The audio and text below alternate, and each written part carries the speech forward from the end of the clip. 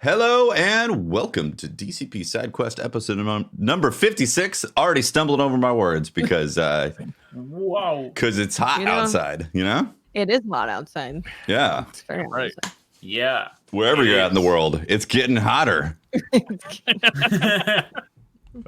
You might even say globally, it's warming up. It's a little heat up. Little heat ups on the forecast. Yeah, you could say exactly. So how's things, guys? You know. Good. You know, just out there exploring the world, rescuing a little island. Discovering People. Discovering your inner photographer. Petting foxes. Yes. Petting foxes. Wait, can you pet the fox?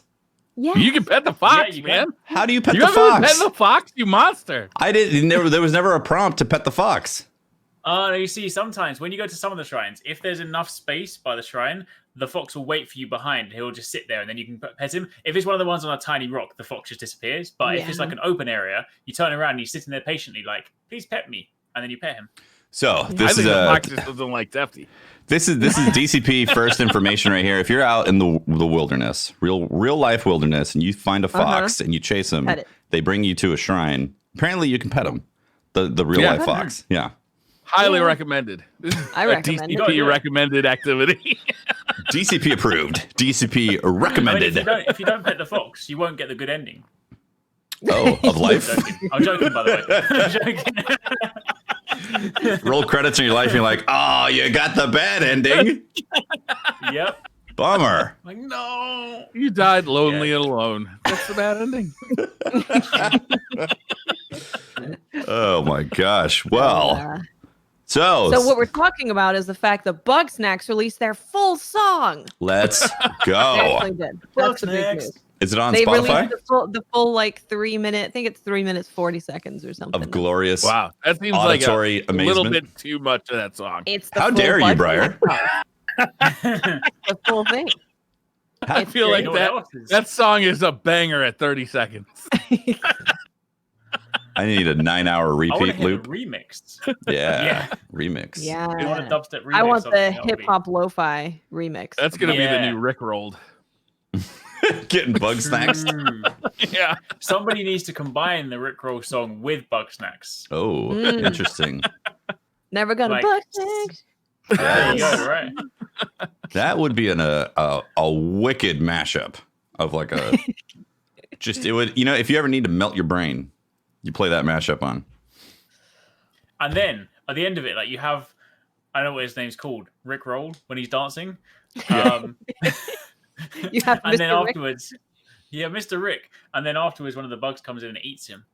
Yes, and then they become Yeah, it turns into him. and they release another version of that song. There you go. Rick Excellent. Astley. There it is. That's it. Yeah. His name is Mr. Rick. So Rick. Yeah. all this clearly connects to being a samurai in feudal Japan, right? Yes. Mhm. It most certainly does. Wearing Mhm. awesome hats. Watts, I do have a bone to pick with you, though. Why? I saw a Twitter post where you were wearing a hat Uh-huh. that I believe is called the Hat of the Betrayer. Ooh. No, it's the hat of the wanderer.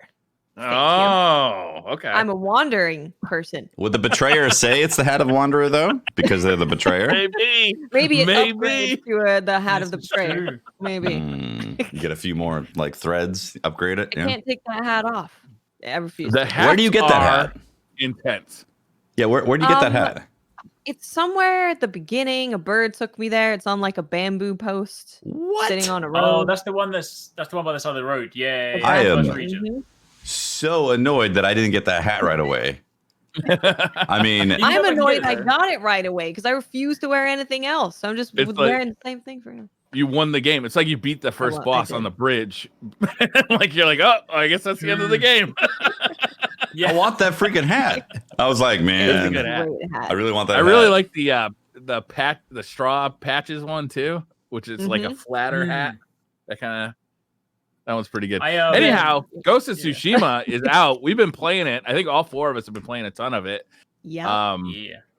We have various evolutions This- actually. Yeah, Eric's, you've completed it already, right? You platinumed. I have, yes. Yeah. I platinumed You it. Yeah. My platinumed first it? ever Wow. platinum. I've never platinumed Yeah. a game in my life. I normally Wow. get very near, and I'm like, I'm kind of bored now.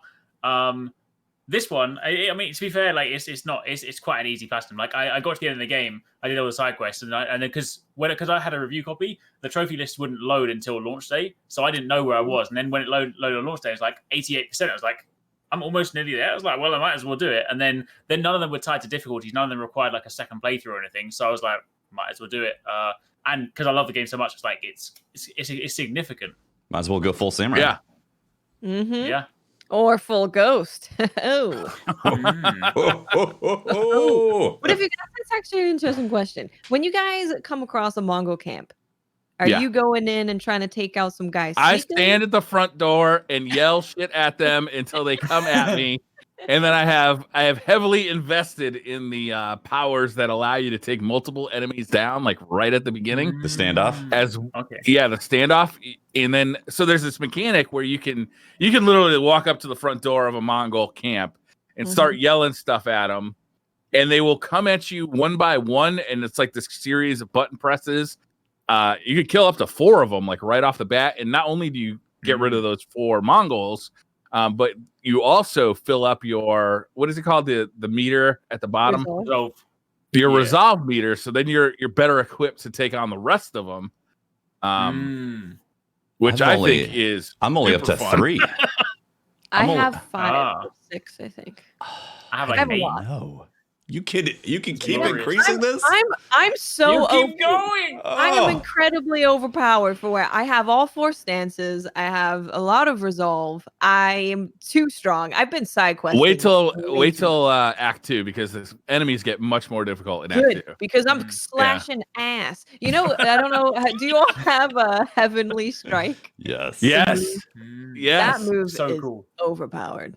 Yeah. When you unlock it for the first time, yes.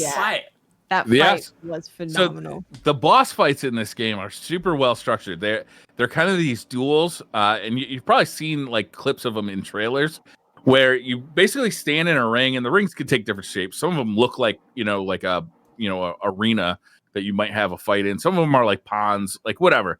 But you stand in one-on-one, and a lot of your abilities are taken away from you. You don't have any projectiles. You can't use your arrows. You just have to have a sword fight, and it's all about like timing your dodges and your parries in this one-on-one sword fight, and they are very intense, and some of them can be quite difficult.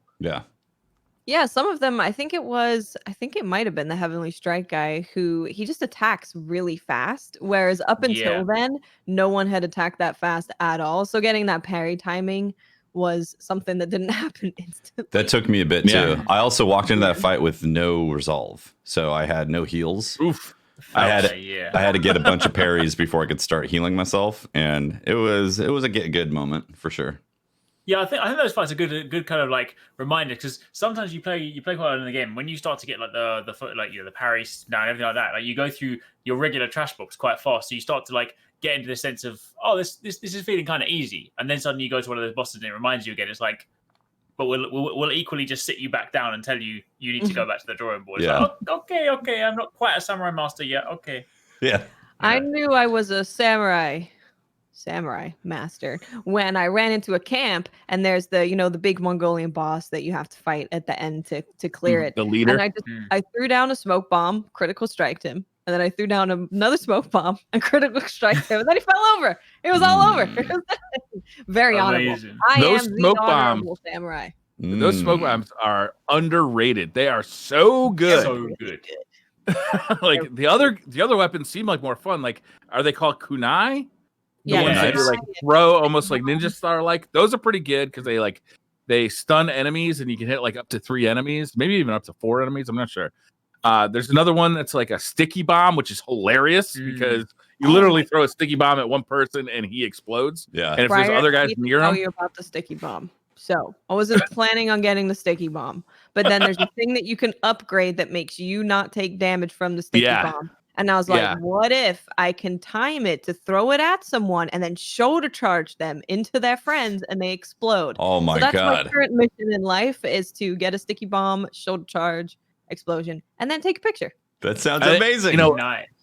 The thing about this game to me that's really keeping me so involved in it is the combat and the variety of things that you can do during the combat. You could change your stances, and different stances affect like how effective you are against certain types of enemies, like a spear wielding enemy, a shield wielding enemy, and you're like constantly like the better you get at it, you're constantly like switching between these stances.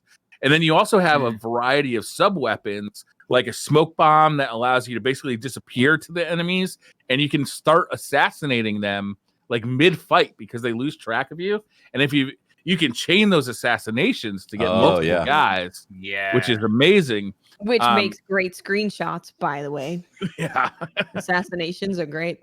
But just the regular sword play, you know, sometimes I get really bored when I'm playing games that are very parry heavy, because I find myself just like circling an enemy, waiting for them to hit me so I can parry and then I can strike back, right? Like I get really impatient with that sometimes. But with this is like you can do that. You have so many options available to you. If you want to parry the enemy, you can wait for them to attack. You can also dodge behind them. You can change your stance to just like, you know, kind of stab under or over a shield. You know, you can use your sub weapons to just, you know, knock them on their ass and just take them out. Like you have so many options available to you. Yeah.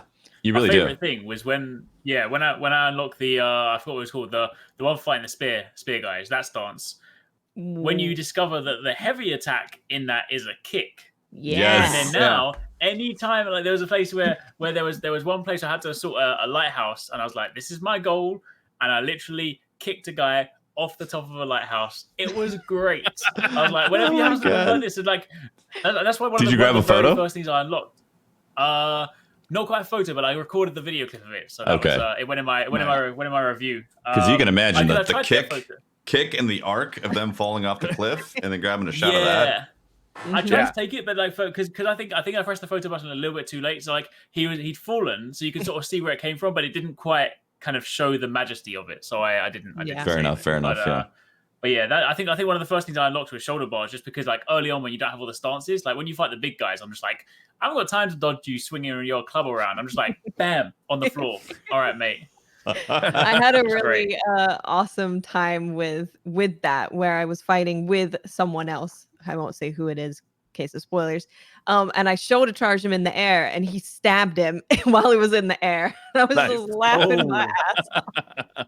Damn. Oh, it was amazing. Yeah, there's so many cool the combat is actually like it's a definite standout in this game, and the AI isn't exactly intelligent. Like a lot of them are blind, and they don't really they're pretty unaware at times. But when you do actually get into combat and they're summoning their guys to come and chase you, like it gets really interesting, because like you were saying, Briar, you could just wait for everybody to attack and then parry, but you know, you get a parry and it does the really cool, like, you know, kill animation. And then you go immediately into Heavenly Strike.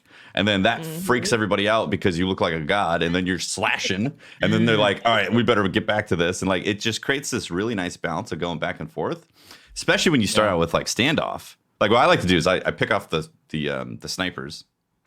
Yeah. And then go to have a standoff and then rally up the gang and be like, let's party, guys. It's time to get the slicing. I'm being very dishonorable. It's funny because normally I'm not super stealthy, but it's so fun to do the chain assassinations and have that whole animation play out that I can't help it. Or jumping off a roof and stabbing someone. That is nice. All the combat feels so good. When I started playing the game, I was like, I in my head, I was like, I want to play this like the honorable. I like stealth stuff, so it leads it. But I was like, I'm gonna do things as honorably as I possibly can. But then when I started to like unlock more things, I was like, my typical approach was like, all right, I'll use my bow to take out all the archers in the towers, because archers are just annoying. And then I just sneak around on the roof, and I just like that, because then it became a challenge of how many people in a camp can I take out before anyone sees me. And then normally I'll just go off and finish off the last few people. So I'll always end in an honorable fight. So maybe it's like, you know, it's like putting a salad leaf on like a burger and be like, it's healthy. Yeah, so I'm just like, I ended one time when I chained smoke bombs. Same. Yeah. Yeah, exactly. The one thing that I don't like about the stealth in this game is that there are certain missions where you are required to complete them in stealth mode, and being seen at all is an automatic failure of the mission, and it drives me crazy because it's like it's this like I'm having so much fun playing this game, and I'm having fun approaching the game in like all these different interesting ways, and there's definitely a story reason that you should be doing this stealthily, but it just it to me it breaks it a little bit. It breaks the immersion of playing the game my way and like kind of inhabiting this samurai who's like torn between doing things honorably and doing things kind of like the thief way. Sometimes you want to go in and cut a bitch. Sometimes you do.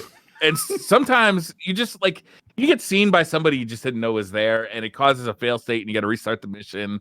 Yeah, it was a little annoying. I've only run into 2 of those so far, but it was one of them was set up in a way that I didn't understand the actual objective of the mission. All I was supposed to do was climb up this tower and disable the alarm. Oh yeah. But I didn't realize that, so I thought I had to kill everybody in this camp without ever being seen. And I spent I think an hour and a half, because there's this one cluster of 4 dudes, and I just couldn't take them out without being seen by a different dude. But that was my fault. That's hilarious. Yeah, I've had very little quibbles so far, and most of them are usually just kind of like the enemy AI when you're not in combat I think is pretty dumb. In fact, there's times where it's been like, where their pathing gets confused or something like that. That's been strange. Also, sometimes with as beautiful the game is, sometimes the texture maps are like, that's a little strange looking. I keep thinking of the term, it's a 30-footer. Like, this game looks fantastic at 30 feet away, like a used car. Yeah. But once you get a little closer, you start to see some of the rough edges. Yeah, exactly. Right? I mean, because the biomes in this game are some of the most beautiful things I've ever seen in a video game. Mm-hmm. Right? It's they use the contrast between different colors so well, and these bright blue skies, with these yellow flowers and these white, pastures, and it's just so gorgeous. But then you get a little closer, and you want to use say you want to use your flute, and you'll notice there's no animation of him pulling out his flute. It's just pops up to his face and he starts blowing on it, stuff like that. It's small quibbles though. Exactly, small quibbles. Yeah. Although the camera though has been a bit of a bitch. Fuck that camera. The camera's awkward because there's no auto lock on, and I know that people are saying, "Oh, you just got to guide it to where you're supposed to go." It's like, yeah, if you're fighting somebody directly behind you after killing this one guy, it can be a little strange and awkward. In the fact that the action buttons are all the face buttons, so you have to be constantly moving your thumb between the face buttons and the action button and the camera, which can be a little awkward because sometimes you don't want to be moving the camera, you want to be attacking. I think they could have solved it by just using the triggers as the combat buttons, so your thumb would be free to just move the camera around as you want. I recommend immediately changing the camera speed to high, because in the middle of combat, you definitely want to swing that thing around as fast as you can. Interesting. Yeah, I also don't really like R2 being the action button for everything. Pick up, open. It's just a little strange. Yeah. Sometimes I'll be in a tent trying to pick up everything, and there'll be a gap to sneak out of the tent. And I'm like, oh, nope, I got to go back in there. Yeah. Again, these are all quibbles for a fantastic game. It's not perfect, but man, it's pretty close. One of my favorite games of all time. Yeah. Yeah. I'm still on Act 1. I don't care. I could have easily said the statement, the time where you get on your horse and you're going through the field right at the beginning and Ghost of Tsushima logo pops up, and I was like, this is my favorite game ever. It was that they've done a really good job. I don't know how they've done it, of making an open world game feel cinematic no matter where you go, which is so crazy that they've managed to do that, because obviously you can go wherever you want. You could be going from whatever angle, you could be coming into contact with various different things, and it all feels cinematic, which I they keep the UI out of it too, which just adds to the cinematic value. The UI I think is beautiful. The way that they've done side quests and random encounters is really cool, because like in Red Dead, you'd find a random person kidnapped and it's like, okay, there you go, you solved it. But with this, you'll find someone who's been tied up and they'll lead you back to a side quest. So there's a whole story of I was on my way to this bridge and the Mongolians have taken it over, and then it puts it on your map. so you know where it is to go take it over, which is really, really good. It's a really smart way of doing it. Mostly I go talk to a SideQuest person and they tell me to just go talk to somebody else. That happens sometimes too. They just say, you need to go over to this bridge and talk to this guy. Okay. But I think the world does like a really good job, because it's like, because I was in a similar boat. Like when I was kind of doing my like review for it, I was like, to begin with, I was only sort of like probably 8-10 hours in, and I was already getting that feeling that I had when I was playing like Breath of the Wild, where I was like, this is one of my favorite games, and like I haven't even completed the game yet. And I was like, if it continues like this, it'll be fine. Like obviously, you know, I wanted to make sure that it was genuinely that. So obviously, when I fast forwarded and completed it, I was like, no, I'm genuinely like happy to say that this now belongs in my top 10 games. Like it was just, you know, that good. But I feel like one of the things I liked about the world is it had that similar kind of thing that I got from Breath of the Wild, that sort of sense of wonderment, where no matter wherever you look, you're just like, I want to go and explore that. And because the UI is so minimal, you feel like that exploration is quite organic. Like I feel like when you got UI heavy and it's like you got a mini map and a pointer and like a waypointer, and you're like, all right, you know, I can go off the beaten track, but your arrow on the screen is very much like, no, you should be going here. When the UI is just stripped back, you're just like, you know what? Like, because a lot of time I'd be going somewhere and then I'd follow, like a bird would fly by and I'm like, well, I don't want to miss this bird, so let me follow that. And then after that, you find the fox, you follow the fox, and then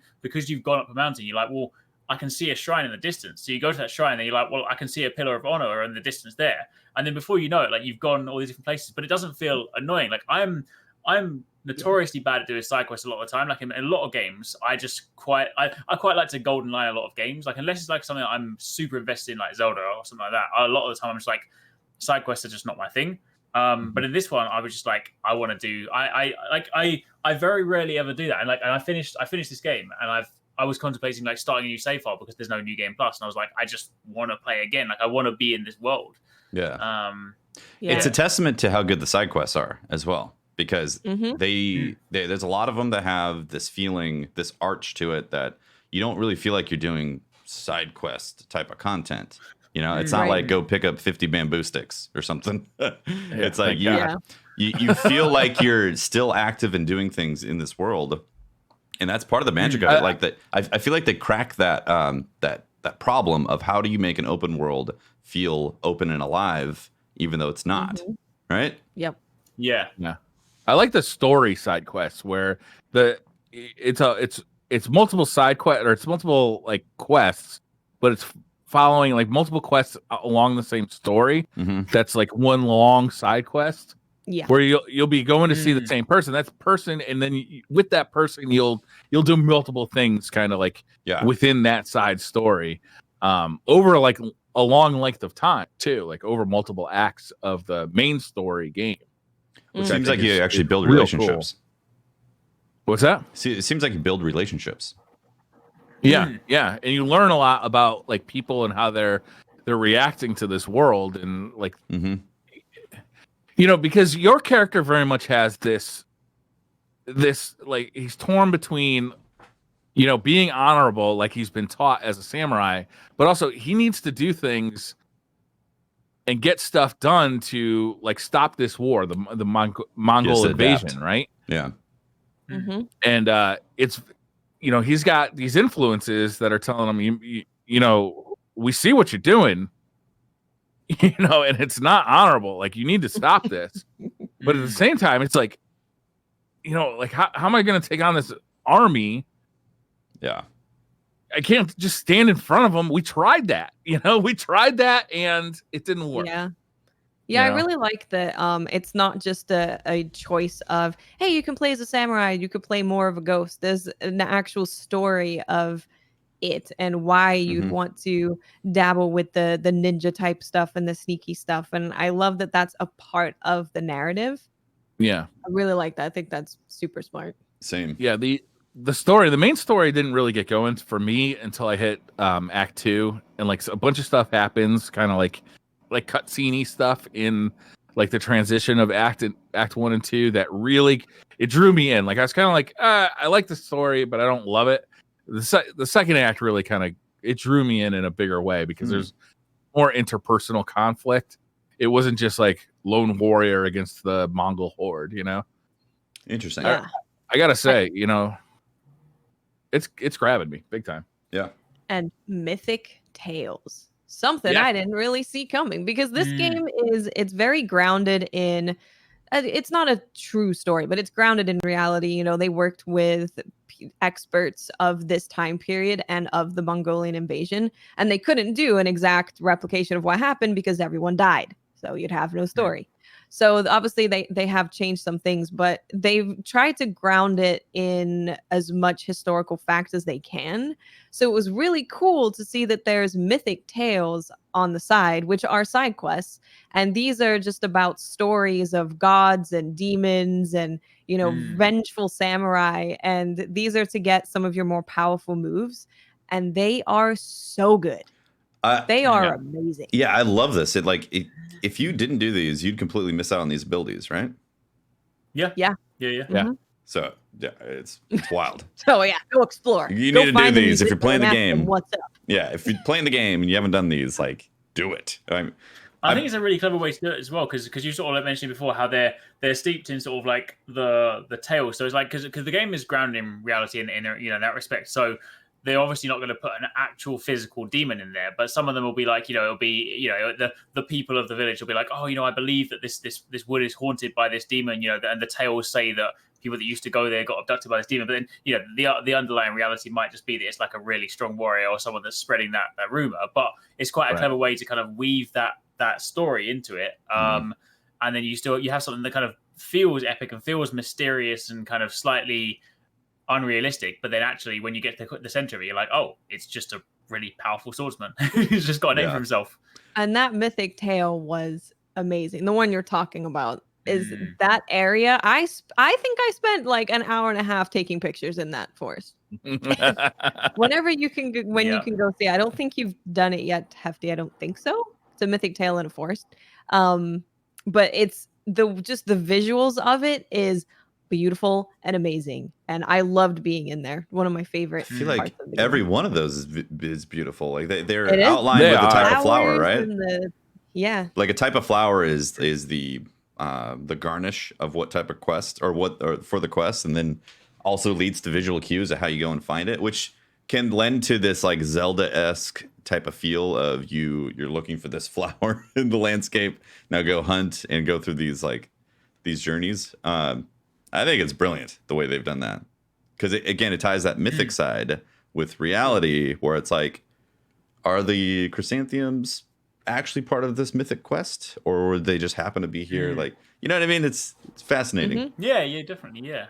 It's definitely one of those things as well, like where, you know, the kind of going back, sort of taking loads of photos and stuff. Like I basically never used photo mode in any game. Like, and it was weird because I like taking photos. Yeah, it's weird though, because I like taking photos in real life. So like I would think to myself, like, I would like to do that in video games, but like the only games that I've done it in are Zelda, Breath of the Wild, and Tsushima. And it's just like both those games have these fantastic world where every time I go somewhere, I'm like, I want to take a photo here. And it's just Well, the thing photo about mode is really in depth too. You can like pan the camera to like take like little short video clips. You can do all sorts of crazy stuff.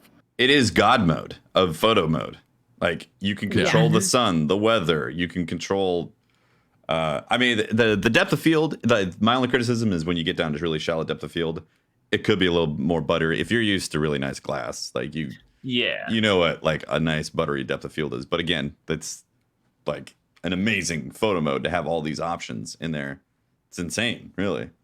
And it's also so easy. You don't have to go into a couple menus and then enter photo mode. Super easy. It's like an ability. You just hit the right diagonal button. It's really intuitive, and especially with the game looking again so cinematic everywhere you go. A lot of the time, you don't even really need to change much. You're like, I saw this area, it looks really cool. I'm going to take a picture of it, and then you can mess around with the time of day to maybe have the sunlight hit somewhere, or maybe there's some green leaves floating around, and you want to add a little bit more green leaves.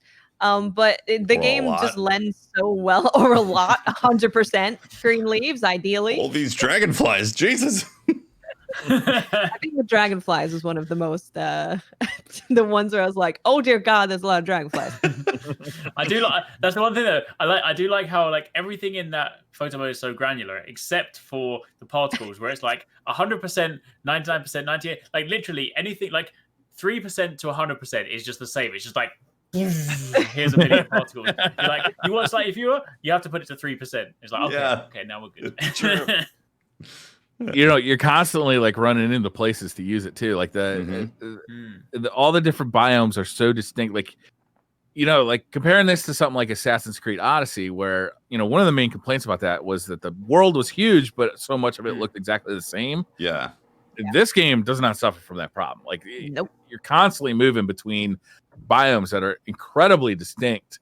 There was at one point where I was on this, like, it was a mountain that was just like covered in moss, and there was a cemetery on the top of it, and just this this view of, like, it seemed like hundreds of miles, and like you could see all the differences in the biomes, just like looking at patches, almost like being in a plane and like flying over and just seeing like it was intense. The game is just crazy good looking. The way they've done so many parts of the game, all the little things of when you do the jumping puzzle type stuff, which, by the way, I think they did really well. I really like them. Yeah. And when you finally get to the top and the camera pans out to this really cinematic moment of you like going up to the shrine itself, it's just all of those little details make the game feel really cool. I know it sounds cliche or whatever, but the game makes you feel like a cool samurai. Just the whole way. So this is one of these things about this game, is where what you just described sounds like Assassin's Creed Far Cry, right? Like a cornerstone feature of what you get out of playing those games. And a lot of stuff, a lot of DNA. A lot of stuff that we just described throughout the entire cast tonight or today has sounded very similar to all these games. And yet when somebody says, "Hey, can you describe this game?" It's like, well, where do I begin? Right? Yeah. Right? Yeah. Exactly. So many people are like, oh, so this is like Assassin's Creed, but samurai. I'm like, no, it's like this. No. And I keep saying, is it like Sekiro? Really... Definitely not. It's got this really, it sits in a unique space of, it's not super difficult like a Sekiro or a Souls game. It's not just hack and slashy. It's open world, but it's really well crafted the whole way through the open world. So that's why I always say that it really feels like it's its own unique thing. It's definitely taken from a lot of different games and put it together, but the spin that they've put on everything that makes it feel unique. Yeah. And I'm kind of just like, it's just Ghost of Tsushima. I don't know what to tell you. I can go write a haiku. I can go slash some bad guys. That's right. Haikus. I love the haikus. They're amazing. I think it's the underlying gameplay that kind of makes it all. Because I was thinking long and hard about this the other day. Because like one of the things that we're talking about the side quests. Obviously, like it'll be interesting kind of to chat about this maybe sort of like next week. Because I think one of my only sort of like subtle gripes have had to be like ultra critical is when you kind of get to the end of the game, as you expect in any open world game. There's the typical kind of once you peel it all back, like a lot of the side quests as you go further into Act 2 and Act 3 are the same foundational structure again. Like you need to follow some footprints to go somewhere, or someone's been kidnapped. So, but it's fine. But the interesting thing is, I was kind of trying to sort of like analyze this at the end, and definitely, for me, and I'm sure for like a lot of us, there is an element of like thematic bias. Like I really like Japan, I like samurais, I like that kind of sort of theme. So there are some things that I'm more forgiving of because of the setting. Because I was liking this to sort of the typical kind of debate whenever you talk about open worlds, people talk about things like Assassin's Creed and they talk about Red Dead Redemption. And I, controversial as it is, like I'm one of the people that never really enjoyed Red Dead too much, and that's partly because I just don't have too much of an investment in like the cowboy sort of theme. I appreciate the game for what it is technically, and I appreciate for what it's done. But I think to myself, when at the end of it, I'm like, if you peel back the skin for both of them, I'm like, things that I complained about in Red Dead are things that I have accepted in Tsushima. And then I was like, all right, maybe part of it is the theme, but then I think also part of it is the underlying gameplay. Because Red Dead, like as technically brilliant as it was and as amazing as the world was, the one thing I think a lot of people, even in some of the reviews that came out, people agreed was that the combat mechanics were still quite dated. It felt very much like the old one. Whereas Tsushima, you're doing repetitive actions. Yes, you're doing things that are not really necessarily that different to other games, but because the whole game is just wrapped in this visually stunning world and every moment-to-moment gameplay just feels so fluid and so enjoyable, you kind of don't mind doing the repetitive actions again and again because you're like, all right, well, I've got to fight more Mongols. This feels super awesome. All right, cool. Meanwhile, if you have kind of gripes in the gameplay where you're like, this is kind of a slog and I'm doing an activity that I've done for the 20th time, I think then it starts to reveal itself. So I think that's why you can kind of get away in this game with sort of doing some activities that ultimately are repetitive because the game is just fun to play.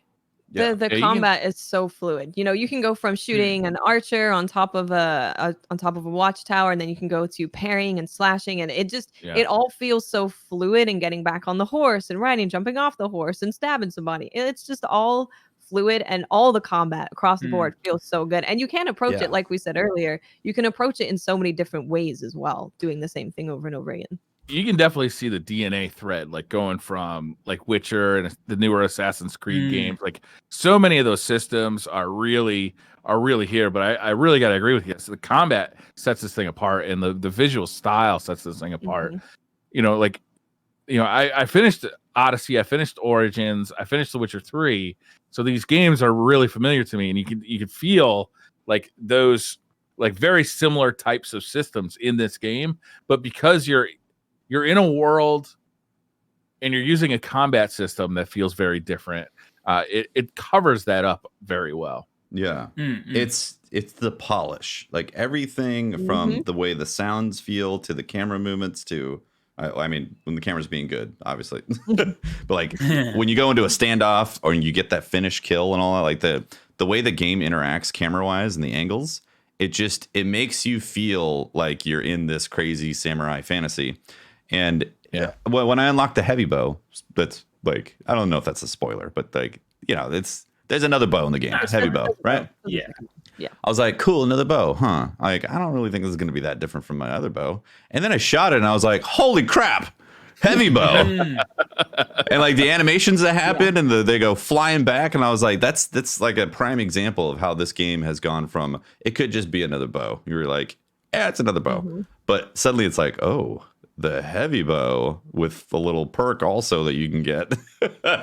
It's a really good point. Yeah, that they've made everything feel unique. I want to use everything. It's very rare that I'm in a game where I want to use everything. I want to use all the stances. I want to use all the stealthy stuff. I want to stand off. I want to do everything, because it all just feels great. Yeah. It makes me feel you kind of have to do everything too to really level up your character, because it's not there's no like experience points in this game. You really have to, like, you know, killing leaders of Mongol camps to like repeatedly will get you one type of upgrade, or doing the fox dens will get you another type of upgrade. And like everything that you do kind of has a very specific upgrade for your character, so you kind of have to really spread out like what you're doing to kind of evenly upgrade your character. It's not like you just get experience points and then just dump those experience points into the talents that you want for your character. Each different activity affects your character in different ways, which is kind of nice because it keeps you doing different kind of stuff. You don't just start farming the fastest way to get experience. Yeah, it's really nice. Yeah. It feels very Zelda-ish, because Zelda, you'd have to go and do a specific area type of thing to then acquire this ability or subset abilities or whatever. And that like they took the perfect part of that and put it into this game to where it's like you said, it's not go and get 50 bamboo sticks to then upgrade this part something. It's like you go and do all these minor quests that then unlock things in your journey that make your suddenly the same journey that you're on feels different, because you have these new abilities that you unlocked from being on the journey.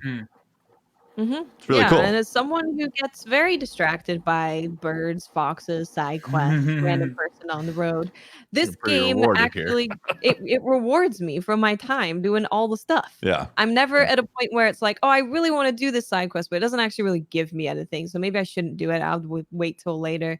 And maybe I shouldn't go take over that Mongolian camp. Maybe I should just do the story. I never feel like that, because I get rewarded for everything. You're constantly working towards, getting another stance or getting another technique point or whatever it may be. You're always working towards it. And all of those things combine into making your samurai really good, because the combat really, it doesn't force you to use all these different things, but it really encourages it, because you only have a certain amount of smoke bombs, you only have a certain amount of kunai. You really want to be switching between all these things to really get the most out of them, especially when you run into like tougher enemies that have armor and shields, and you can't just get past them really quick. What I like doing is doing the standoff and then walking into the camp in the water stance, so the sword's above.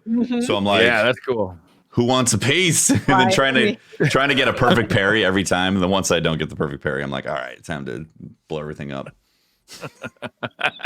Oh, I accidentally did have my explosive arrow selected when I was trying to take down boars, so it set all the boars on fire. Amazing. Nice. Did they all die? Yeah. Working as expected. You got all those pelts.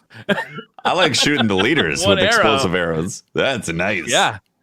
I just even a small thing of when you kill the leader and it goes slow-mo and you get the movie bars and your character's like doing this cool pose. It all just, again, it's all working to give you this really cool samurai feel. They killed the cinematic aspect of it. Really they just absolutely Has anybody played in that black and white mode? The Kurosawa mode? I just did the first hour just for like a video and stuff. Like it's cool, but the thing is, because I completed the whole game in full color, I'm just like, I couldn't possibly like play the game in black and white. Like I appreciate older films, but I'm not one of those like diehard like, oh, I love them because they're black and white. I just feel like I'm one of those people that's like, I feel like black and white films were just black and white because they just didn't have color in, right? Like, I don't have any attachment to watching things in black and white. So I'm like, imagine trying to enjoy this game when we're seeing like these beautiful like yellow flowers in the fields or red flowers or purple flowers, and they're just like, these flowers are great, man. Hella great. More great. It's definitely a gimmick, but it's a cool gimmick because it doesn't only change the visuals, it also changes the sound to make it sound like those old movies. Yeah, it's just cool. Like, I definitely wouldn't play the whole game that way, but it's kind of fun to mess around with or switch to it for photo mode in a couple of spots. It's just a neat extra, you know. I appreciated it, definitely. One thing I switched it on when it was raining, like inside a tent, just to hear what that sound was like in the different modes. Yeah, it's cool. One thing we didn't talk about is the performance, and it's surprising actually. It loads pretty quick. Pretty good. I'm on a PS4 Pro. Really fast. Yeah, it's the load times are like, okay, this is great, which is weird for it to be like a big open world game. Sometimes I can't even read the tip. Yeah, they're showing on the screen. It's so fast. Yeah, there's a fast travel system that is pretty useful. And sometimes it's like 5 seconds to load into a new area. Yeah, it's great. Like what the also hell? The frame rates are good, like pretty much locked frame rates. The only time I really noticed bad frame rates, locked at 30, but at least it's locked. The only time I really noticed them like hitching was during cutscenes, which is weird. And that might have been because it was loading the next area while I was trying to play the cutscene. I don't know. Could have been, yeah. Maybe, yeah. So this is nuts. Like we're on old hardware with the PS4 Pro, and all that, and the PS5 is around the corner. Has there been any confirmation about them bringing this game to PS5? At all? It would be silly not to. It would be silly not to, but I don't know if there's been confirmation. Yeah, I don't know if they've actually said it's happening. Like, yeah, I'm expecting to go to PS5, but I don't know if it's going to be right away or if it's going to be next year or they're going to do an enhanced version or something like that. But I would absolutely love to see a 60 FPS, higher fidelity texture map version of the game, because that would be just... I'm gonna have to punch myself in the face. There has been some talk that the game itself is built around the 30 FPS, and so a 60 FPS might not be like easy to do. For that cinematic feel, yeah, true. Because so many of the systems are, it's kind of like those old From Software games where like it was more than the frame rate that was built around that 30 FPS. Like the game actually ran based off of that 30 FPS. So it might not be easy to do, but they could definitely up-res it to a true 4K. It looks great in HDR too. Do you guys have HDR TVs? I'm not playing on HDR. I think Tomo played it in HDR, so I have seen it in HDR. It looks. I bet that looks amazing. Wow. Well, I hope they're selling OLED TVs over here. Yeah, I really hope that the engine's not tied to 30, and so it's going to be like impossible for them to up the frame rates on PS5, because that would be a little unfortunate, because this is an amazing video game, and we're obviously glowing over it, and I can't wait to play more of it today. And I hope it becomes like a staple on the PS5 that people can be like, man, I want to buy a PS5 because I can't wait to play Ghost on there. And I hope really interesting what Joe said in chat. So there was an interview with Kotaku with Sucker Punch's lead engineer programmer, and they said that a late decision on the project determined that the team would ensure that loading screens were artificially extended to be longer than a fraction of the second to ensure that players were able to read on-screen hints. That is crazy. So they have to make the loading slower. What did they do? Are they witches? Also, the game's only like 35 gig. What are they doing? Something funky's going on. It like loads instantly to the point where they have to slow it down. It's a really not a big game install. It's wild. Now, this game has got crazy heart to it. It's just like it's just dripping with love, and you can see it. Yep. Like, yeah. It's really it's something special. The 30 gig install I can see because like again the texture maps aren't crazy high detailed. When you get close to things in photo mode, you can see those edges. You can see like the fantasy being stripped back a bit. So I can see that, but the fact that it loads so quick on PS4 hardware blows my mind. I mean, this is not NVMe type of stuff. This isn't SSD technology with like crazy pipes going directly to the CPU and the RAM and all that. Like this is old tech, and they've like got this thing loading so fast. It's crazy. It is. They could be connected if they're lower res, if they're smaller files that they're loading in because the texture files are lower. Could be connected. Also, if you look at some of those biomes, you do see large swaths of like similar things. Mm-hmm.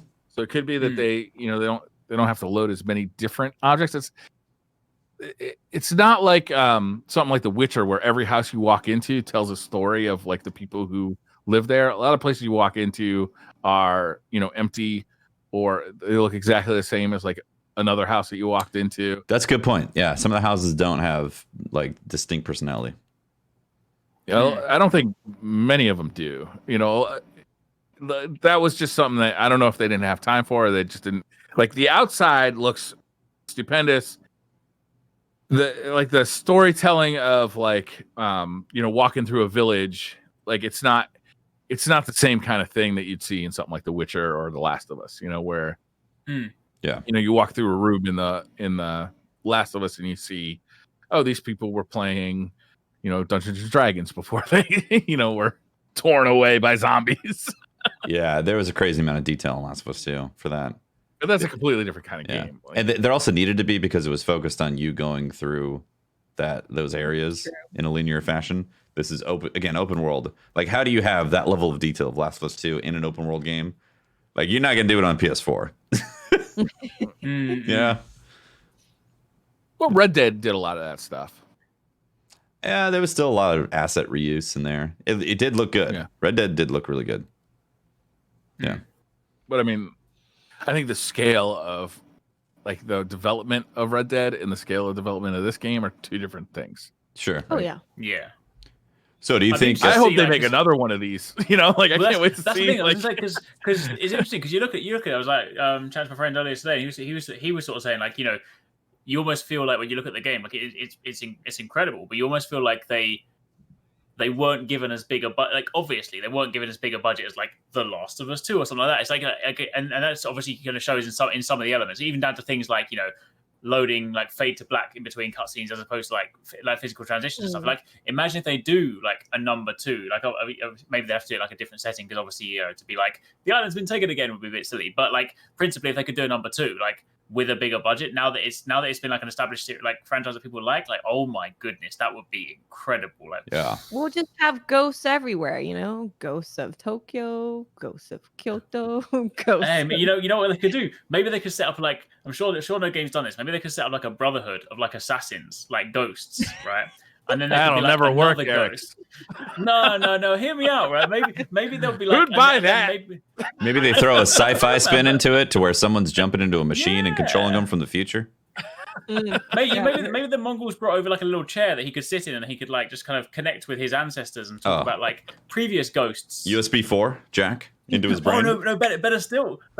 He could just sit a haiku and just connect with his ancestors. Haiku connection. I remember the ghost of Kyoto. And then they could then go to ancient Greece. What do you think? Yeah, exactly. If they did a Ghost of Vikings, I really hope Ubisoft is listening. It is funny that people have been asking Ubisoft to make an Assassin's Creed in Japan for like forever. Oh, they're screwed now. Good luck. Yeah, right. It took like somebody else to do it, but they did a great job. I'm so happy with what we got. I feel like Ubisoft will wait for such a long time because they don't want to do Assassin's Creed in Japan until they know the franchise is like coming to the end, because like they know that you can't top that, and now they're just like, well, maybe we waited a little bit too long. Yeah, maybe. Yeah, because they would have to top this, and it would be difficult. This is really good. And if you guys have the if you do have the other content that came with the game, there's a 44-minute interview with the historian who helped them get all the historical stuff right, and someone from PlayStation and someone from Sucker Punch, and they're all just talking together. And Sucker Punch describes this as, you know how there's spaghetti westerns, and the reason they were called that is because it was made by Italian movie studios trying to portray what cowboys were, and that was like their fantasy of what cowboys are. And they describe this as like a hamburger samurai movie. That's great. It's like America's typical view of like cool samurai. This is what we think. This is like their love story to samurai movies. Yeah. Is how they kind of think of it. So cool. Which is really cool. Yeah, it's super fun. So is this a game of the year material for you guys? 100%. Yeah. I mean, there's obviously like a lot of there's a few other things coming out, because obviously, you know, we're in an interesting year where there's like, you know, new consoles. We do have things like Cyberpunk as well, but like without question, like from everything I've played up until this point, and like I can say comfortably that it is a game of the year contender for me 100%. Like for something to top this is going to take a lot. Like if Nintendo drop and they're like, hey, Breath of the Wild's coming out this year, then all right, it's GG. But I mean, apart from that, like it's hard to top this, man. They have a standoff. They press up for standoff between Breath of the Wild 2 and this. I need to finish it to like even have that conversation, because a lot of times I really enjoy open world games at the beginning, but by the end of it, I'm just like, oh my god, another one of these. I just am trying to get through it just to see. So I really want to see like how my feelings are, you know, in the upcoming weeks. Yeah. I feel that too. I feel like I'm in the honeymoon phase. I'm still in Act 1. I'm still discovering new techniques and unlockables that are going to affect my gameplay.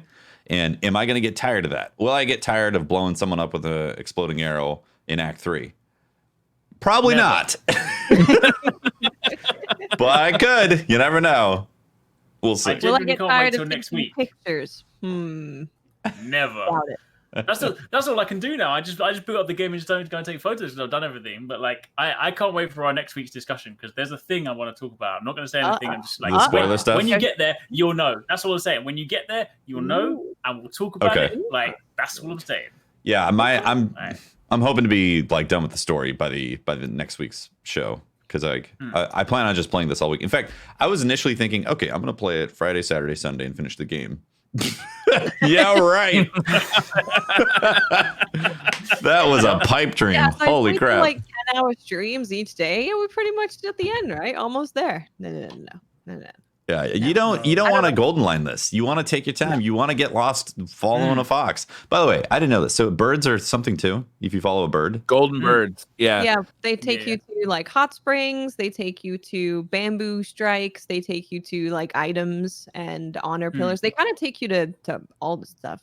I thought they were just part of the photo shoot. Yeah, they're quite useful because sometimes they'll take you, like, for example, like, you know, like the Mythic Tales, like you might speak to someone, they'll be like, oh, go and speak to this musician. But if you happen to have been in the area, the bird will also lead you to the musician. So it's another path of the discovery. Okay. But specifically for the items, like, for example, the Wanderer's Hat you want to get, hats are one of the few things that are not marked on the map. So like shrines are marked on the map, pillars of honor, but all the collectible like hats and masks and headbands, if ever you're in the area, the bird will fly you to it. So you can... Yeah. Thank God I know this now. They may get a racket too, so you usually can figure out if you don't see it, you can usually hear it. Yeah. Yeah. And then start kind of like looking around for it. And I was like, I went into a village and I was like, I'm going to follow this bird because it's going to lead me there. And it flew straight into a wall. And I was like, how are you going to lead me there now? Turned out it was trying to tell me because it was actually inside the house. So it did actually fly into the wall for a reason. But I was like, you were supposed to lead me to a secret, man. Now you're dead. So yeah. That's great. Yeah, Tufty, you got a lot of birds to follow. Oh, that's awesome. I didn't know that. I totally would have been doing that. But yeah, my plan quickly changed on Saturday. I was like, yeah, I'm going to be playing this all week, maybe even the following week as well, instead of trying to finish the story. Because like I don't really want the story to end either, playing the game. Same. Yeah, especially with this game and with games in general, like I do like doing a bunch of side stuff and just kind of doing what I want to do. And there is definitely that pressure of, get it done quickly because interest in the game, especially watching it, is going to dip. But it's like, I feel like if we're just having fun and doing what we want to do and exploring, then there's an audience for that as well. And you're having more fun. So you should just go do the thing that you're having more fun with. And with this game especially, I do not want to rush it. I want to take my time. I want to get everything. I want to look cool. I want to be cool. I want to do all the stuff. Also, what else is coming out? Exactly. And take my sweet time. Oh, Paper Mario, right? It actually looks pretty good. I hate to start that now. Yeah. Looks pretty good. Well, maybe what we'll do next week is do a spoiler talk after a Mario talk. I'm assuming you'll play it. Actually, will you be here I don't know next? if I'm going to be able to finish this in a week, honestly. Yeah, I know, right? It might be a couple of weeks before we get to the spoiler talk. It might be a couple weeks. Yeah, I'm hoping to play Mario like next weekend. I've got it, but I just haven't had a chance to sit down and like start it yet. So maybe. I definitely won't have finished it, but I might. Is there a thing at the end that tells you how long you've been in photo mode? I couldn't even find anything that tells me how long I've been playing it. Oh yeah, man, the only reason I knew I played time was because I recorded like everything. So the only reason I knew that at the end of it. So like I rolled credits on 43 hours, but then I went back afterwards and did the collectible. So I think I've hit like 50 hours now, basically. Okay, nice. So that's chunky. Yeah. That's great. Big, I would like to know playtime, but it kind of goes along with how they've been doing it, where it's like the wind tells you where you're supposed to go. Which, by the way, we didn't really talk about that, but that's a brilliant way to give people a clue of where they're supposed to head. Yeah, like brilliant. I love it. I don't even need to put on photo mode to take a picture in a lot of cases because there's no UI anywhere.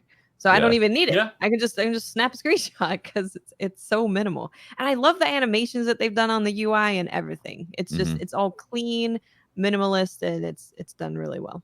Yeah. It's a very inspired game. I'm really glad it exists. And can more companies also drop games in the middle of summer? Please? Yep. Not just because there's a pandemic, but it's nice. Imagine if this had dropped in November with all the other games coming. Might not even played it. Yeah. I want to shout out everybody who's releasing stuff right now, whether you're releasing stuff on Netflix or video games or wherever. Like, thank you. Yeah. It's true. Me and the wife have been watching, what's that Michael Jordan movie on Netflix? Oh, yeah. The Last Dance. Yeah. It's fantastic, but god damn, thank you just for releasing this stuff right now because so much time just spent at home. It's awful. Yeah. Well, there's a ticking time bomb of no content coming with no productions happening. That's true. Yeah, it's true. I'm gonna sit here in my happy world in Japan. No, it's not so happy for the people in it, but I'm happy. You were definitely getting a different vibe out of this place than I am. Yeah. Maybe if you just sit in the hot springs, it's kind of happy. That's what I'm saying. If you're just hitting up the haikus and the hot springs, it's actually kind of peaceful. Yeah. Can we get the naked samurai to be the new Geralt in the bathtub meme?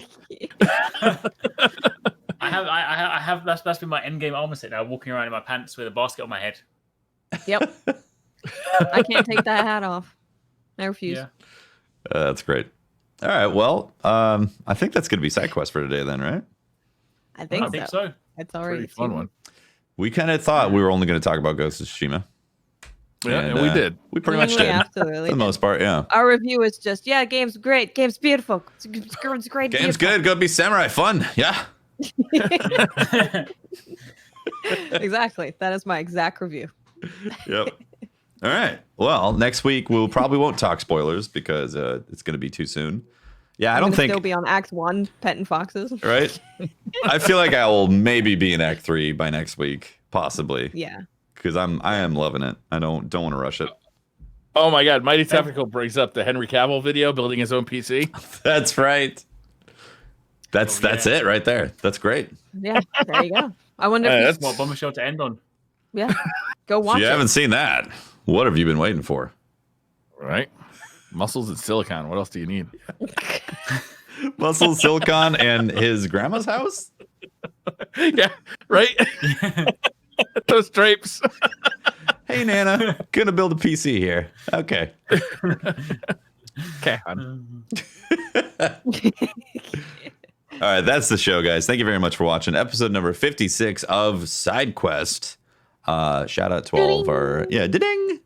Shout out to our Patreon members and our Twitch subs. Really appreciate the support, and shout out to everyone watching live and also on YouTube and listening on whatever podcast app you use. If you want to find more of me, you can talk to me at Teft on Twitter and catch my streams, twitch.tv/Teft.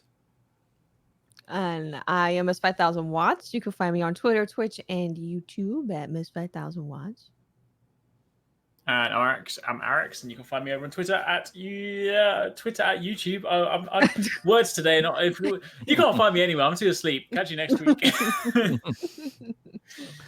I'm Briar Rabbit. You can actually, I wanted to mention that we're going to start posting the YouTube version of this show on Tuesday mornings. So FYI, if you think you're going to see it on Monday night, I'm going to switch to. I'm going to still upload it on Monday night, but we're going to make it live on Tuesday morning, so I don't have to sit here and watch YouTube process it for hours on it. So if you're annoyed or disgruntled over that, at the Briar Rabbit on Twitter. That's right. At Briar Rabbit, not at Briar. Sorry, Briar Rabbit. Or you can just send to the Briar Rabbit. At Briar the Rabbit. Yeah. Thanks for watching. We'll see you next week. Bye, Thanks, guys. Bye. Bye.